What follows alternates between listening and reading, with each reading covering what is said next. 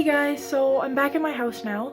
I just finished wrapping the engine up in a plastic bag, cleaning up all my tools, you know, the shit you gotta do. Today was a very productive day. My dad and I got the engine taken apart.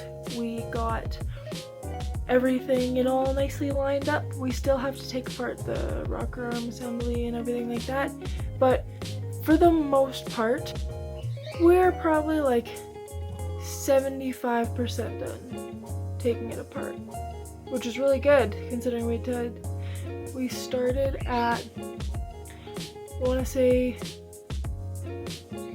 2:45. Started at 2:45 and it is currently, I want to say 6 o'clock because I'm getting ready to go out. So today was really successful and we got a lot done. And I'm really happy with how it's coming. I love taking stuff apart, you know, and just seeing how it works. And yeah, so I hope you guys enjoyed watching it. There's some footage I added in from my phone because my camera died. Thank you so much for watching. I'll keep y'all updated. I'll keep posting more stuff with my car.